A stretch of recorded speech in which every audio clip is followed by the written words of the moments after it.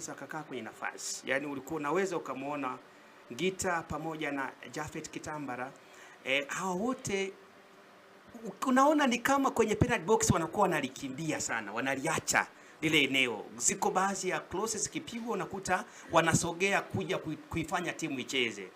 Sasa mara kadhaa Ibenge huwa anapenda sana kustick, kuwa na mshambuliaji ambaye atastiki kwenye eneo ili mipira inayopigwa.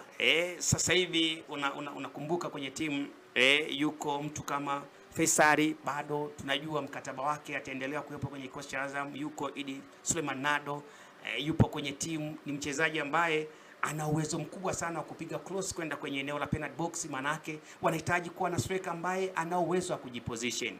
Kwa hiyo kimtazama John ni moja ya mshambuliaji ambaye kwenye position kwenda mtazama ni mchezaji mzuri sana. Lakini moja ya kitu kingine ambacho nimekitazama kitaisaidia Azam kuwa na striker ambaye ni bora sana kwenye tani. Tunazungumza kwenye tani, manake nini? Kutani manake una receive mpira then uwe na uwezo wa kugeuka na kuanzisha mashambulizi.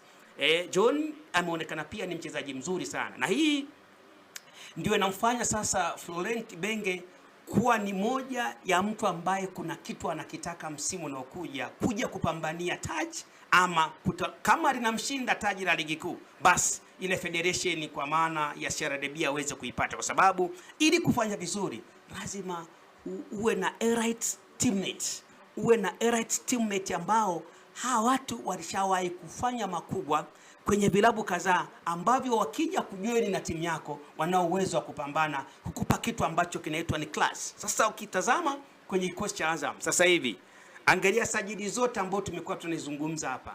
Azam inasajili wachezaji ambao wengi wao ni matured, ni wachezaji ambao ni elites, wameshapevuka.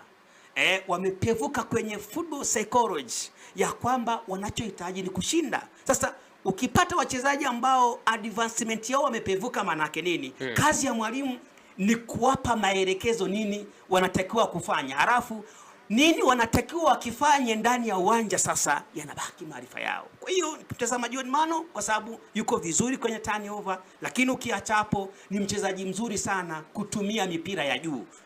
Hili nalo ni kitu ambacho kitawasaidia sana Azam. Mara kadhaa tunajua Azam imekuwa na madefenders bora sana warefu kama kina Lamek Lawi, lakini unapokuwa na namba 9 ambaye ikipigwa kona akawa mtu wa kwanza kuipiga, ikipigwa cross akawa ni mtu wa kwanza kuipiga, ikipigwa ile mipira iliyokufa kwa maana ya dead balls ikapigwa, alafu mtu anakuwa ni first man kwenda kukompiti kwenye ule mpira, maana yake unakuwa umepata mchezaji ambaye ana zaidi ya 65%, anaweza akacontribute uchezaji ndani ya timu na timu ikatengeneza mazingira bora ya kufanya vizuri. Mimi niseme tunaendelea kuwapa credit ya Azam kwamba usajili wanaosajili msimu huu wanafanya usajili ambao ni strategically tactically, yani kwa maana kwamba ni usajili wa mipango, lakini uko ndani ya timu.